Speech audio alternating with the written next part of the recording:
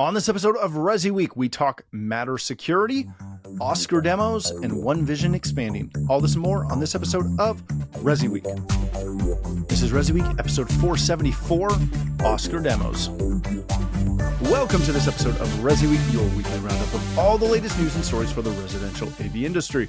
I'm your host, Matty Scott for AVNation.tv, and this week I'm pleased to be joined by two of my good friends. First, we have Katye McGregor-Bennett. She's the president of KMB Communications. How are you doing, Katye?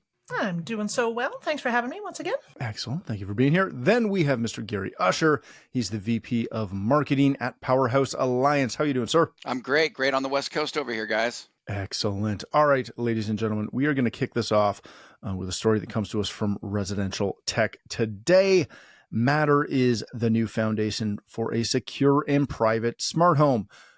Go read through this story. It's very interesting, and Jay does a great job kind of outlining the key points that Matter has done to try and make their product incredibly secure and private. There's a document that's linked there, a CSA document on Matter security and privacy fundamentals for those that want to take an even deeper dive into it. But essentially, they're doing a lot of stuff in a layered approach to try and maintain security of their products across the board. Where this gets a little, we'll say, entertaining is that every time a product that has Matter installed or that technology in it, every time they do a firmware update, they need to recertify, and that process takes time and money to do, as I'm sure you are aware. And thus, we're seeing a lot of manufacturers that are trying to use Matter. They're also using a bridge to simplify that, but that causes some other questions. Katye, I want to start with you on this. Because of the pluses of Matter, being the fact that it is supposed to be quite secure, but we're also seeing, I don't want to say shortcuts, but I can't think of a better word, that some manufacturers are using to still be on that, but they're literally bridging different technologies with a bridge that has Matter on it, and thus that bridge follows it. So there is a potential there for a weaker link, if you will. How do you go about messaging the security pluses and questions maybe of this technology to a client who is super excited about Matter because they think it's really secure? There's a lot to that. And so that I don't go too far off the rails, I'll kind of keep my reply in my lane, which is comms and the need to clearly communicate the intent, the purpose, and the process here. And like you said, the bridge devices, which are being introduced to create connectivity, but the bridge device may very well be the weakest link. There we go. Weakest link. It's Monday. The weakest link. And I think that is the devilish detail that has to be at the forefront of the conversation, which is you can have this thing, which is Matter at its as intended. It is supposed to be secure, right, across the board. However, everything linked to it needs to be in order for that chain to be as equally secure. I think it's the onus is on the integrator to clearly communicate all of the processes that are involved in the spec that's being delivered. And by processes, I mean not just the product, right? So there's the products that create the conversation, but the processes are what create the integration. And both of those are absolutely critical to this. So I think, from an integration standpoint, clarifying that up front with your client, understanding their interest in Matter from the get-go. Do you even know what it is? How important is it to you? And depending on their answers, therefore, then you design and communicate accordingly. I think from a manufacturer standpoint, it absolutely, the onus is on the brand and the product to clearly identify where their connectivity and the security of it starts to dive into that not so secure component. Is that going to happen? Probably not. Is it going to happen somewhere we're all going to see it? Probably not. That's actually the right way to say it. It's going to be buried really deep. But I think, it's the devil detail that has to be discussed, because otherwise the consumer is going to think that they're getting something completely different in terms of how it's been specified from the Matter experts, right? And so it's a challenge, but this isn't anything new for us in the channel. It's Right. just a reminder of why we, the experts in the room really need to be the experts in the room. We're almost at an intersection again. Like you just said, we're not new to this type of intersection in that, okay, it came in strong, Katie, from a communication standpoint. Everybody was looking for this technology, and they already embraced it from a confidence standpoint, right? And then we open it up. When you say, hey, onus is on the integrator, I'm always like, all right, how much more can we take, right? But you did. You supplemented it by saying the onus is on the manufacturer as well, as we expand into this, and we have to, like, just firmware. The article talks about just regular updates being a hardened point to go back into it, to either re-update passwords, et cetera, et cetera. I think the community is thirsty for a standardized security platform, and that's how it came in, and that's where our impasse is. So who breaks? Does the integrator need to continue to dive deeper onto what they've already sold and really champion it forward for that manufacturer for Matter? Or as we saw in, I don't know, just throwing out some names, big names, Sonos's, they kept championing their own brand, and we uh, attached ourselves to it as the end user was reflecting on it and accepting it into their home and wanting to hear more about it. That way we can join. That's our onus, but it's an impasse. And Matt, will a company like this forfeit profit sectors for the bigger picture? And that right there, from a business standpoint, it's up to them. They might just ditch out, get what they can while they can. Other proprietary security plugins, so to speak, might come along and kind of help purvey that standardized security element. But we'll see. But it's necessary. Let me ask you this, Gary. We've been down this road before that Katie alluded to, whereas you can have the most secure network that you supply, install, and manage for a customer, and they can go buy, some thermostat or other ridiculous little low grade piece of tech that doesn't comply by all the normal standards that you would expect. This seems to be the same thing. You can go all in on a Matter system, but if you bring in potentially, and again, everything here is kind of a potential, right? But you can potentially bring in another product that bridges to the Matter network, for lack of a better term, that weakens that system across the board. We've done this before. Is there anything we can do to really, to your point, take on more of this? Like, at some point, this has to become an owner related thing. Yeah, and the confidence behind a phone-based app and it working and not being hacked plays into that fact that Matter won't increase doors, by confidence of us talking to her blue in the face about why we support that particular technology and how impervious it is to the outside. Again, that's onus on the integrator. So, hey, Matter better make it sexy for the integrators to really challenge and hold that flag.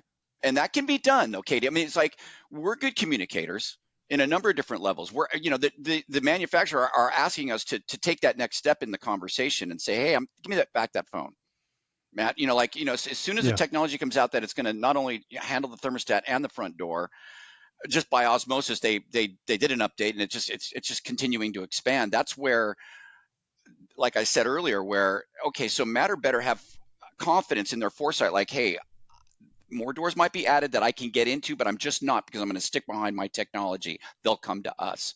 That's the impasse. Yeah. But I believe 100% in our integration scenarios that we're going to continue to embrace and move our public forward. We're the last person to talk to. It's sexy out there. They see the logos. They feel that confidence behind the brand. They see the feature sets, but it's the integrator who can actually, at the end of the day, pass it through. Yeah, that's a good point. All right, let's change topics for a second. It has been Oscar season, so we've got a dutiful Oscar story. This comes to us from CE Pro. This film won Oscars for visual effects and sound. Should you feature it in your theater demos?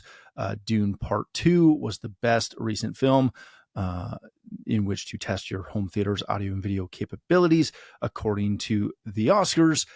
I'm not sure that was the Oscars direct award thought process, but I like it. So we'll go with it, Dak. Essentially, they're saying that because Dune won Best Sound and Visual Effects, you should use it as a demo because, again, it won Best Visuals and Sound Effects. Gary, let me start with you on this one. Should you base your demos on films that won awards or concerts that won awards or concerts and movies and soundtracks that you as the integrator likes? Or should you tailor those demos to, again, the niche you sell to, your client base, or who you want your client base to be? Which group should take priority here? Yeah.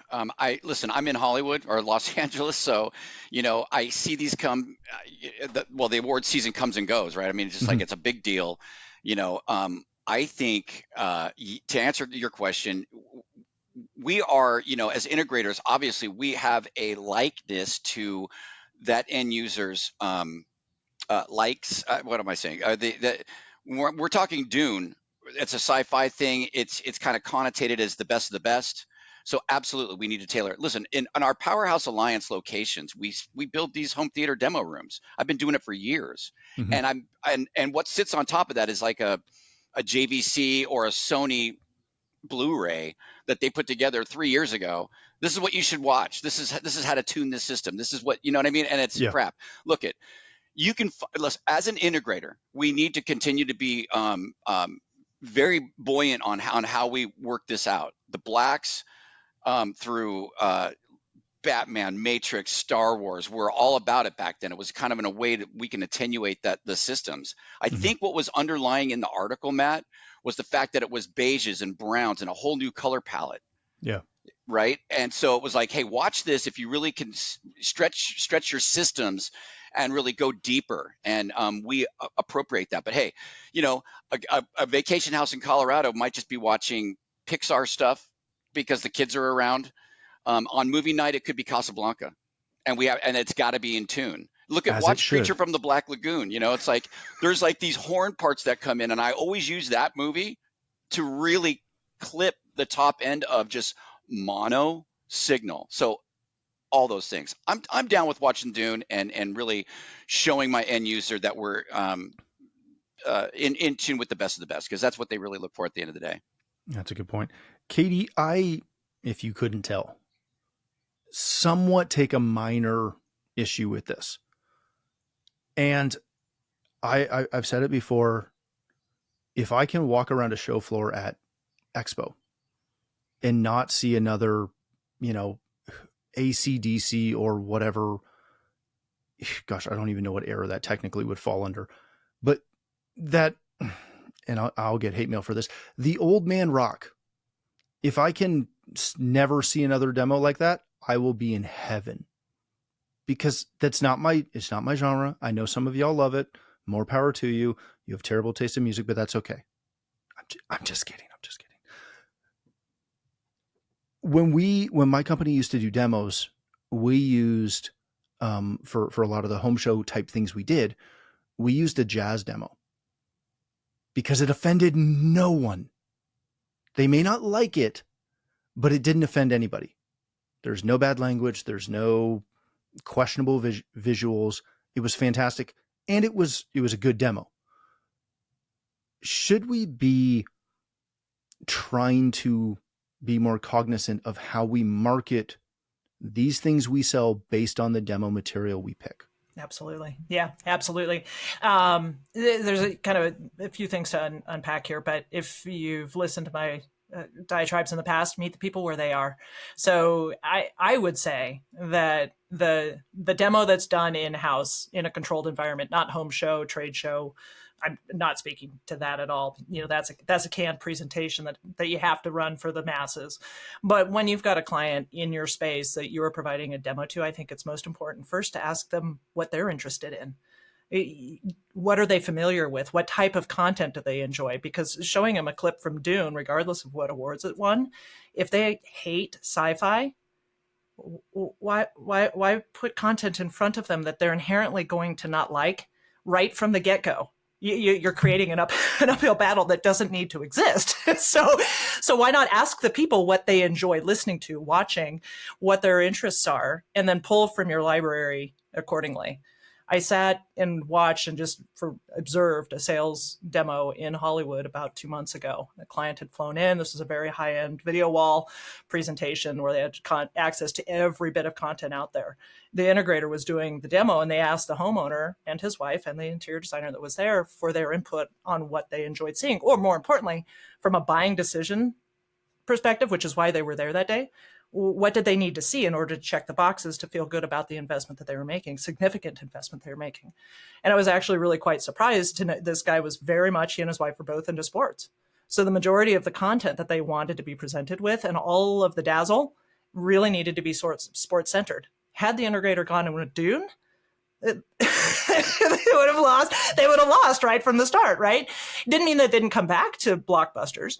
They did, and quite frankly, the most compelling clip of the day was Tiny Worlds, which nobody but the integrator had ever seen. And we had literally, as adults, we all sat there riveted for 45 minutes, like kids with juice boxes watching afternoon TV.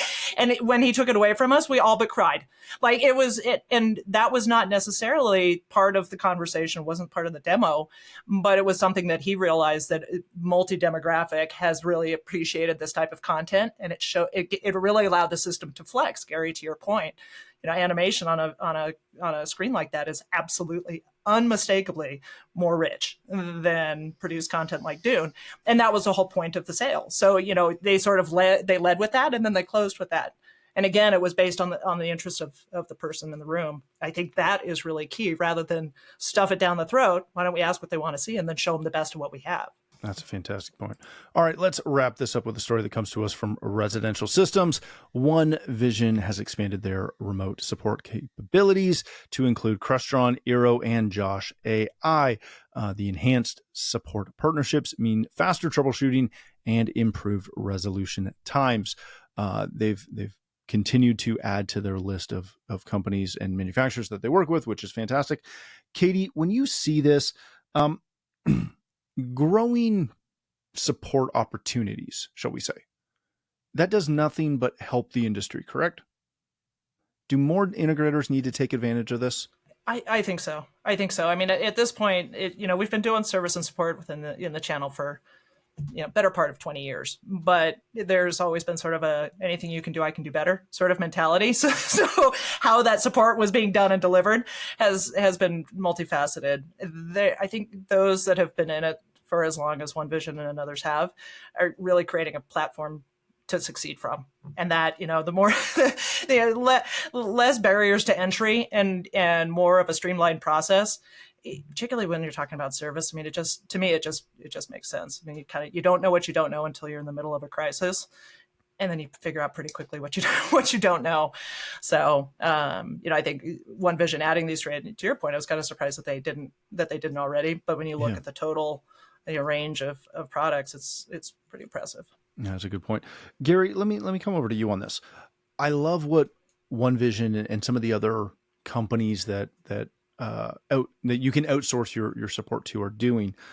What do we need to see with support in general across the channel? Because integrators do their best, but they of course can't know everything about everything that they sell. So they leverage, again, either remote companies like OneVision who do a great job, or their distributor partners, kind of like Powerhouse, or the manufacturers. Who kind of has to take the ball on ensuring that they've got the top-notch support? Is it the distributors? Is it the manufacturers? Is it the dealers?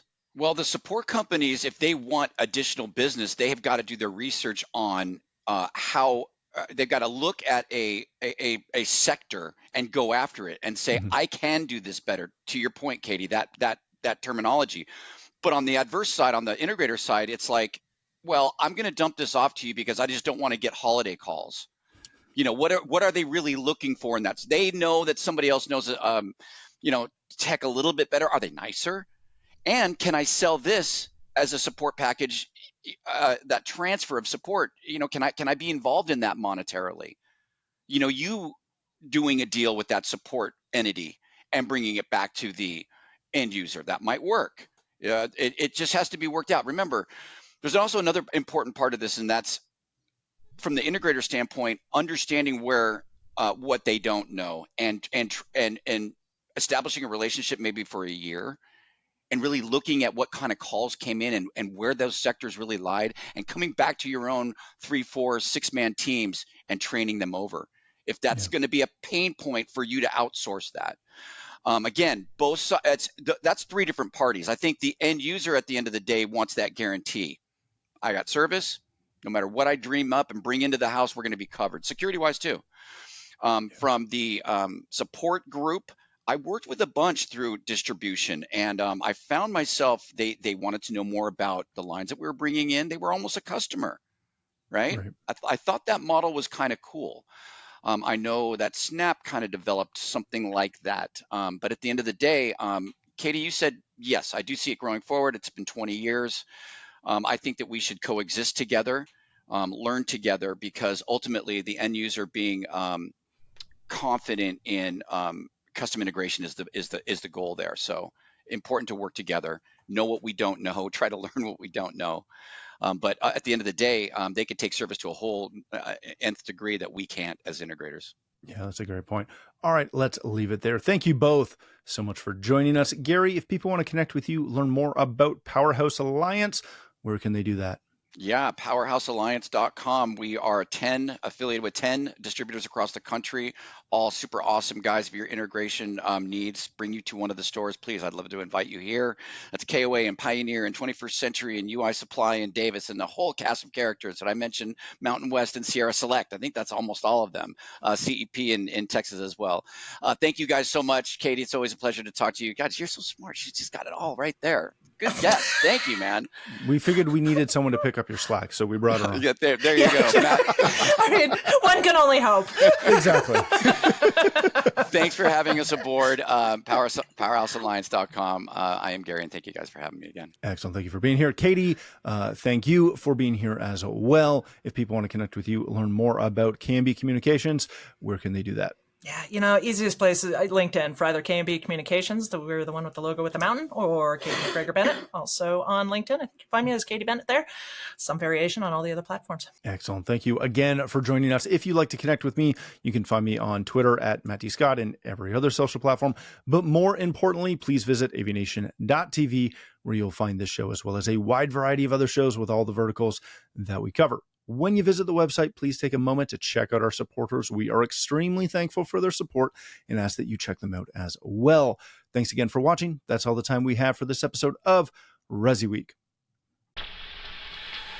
the network for the AV industry. What are you listening to? This is AV. This is AVNation. This is AVNation.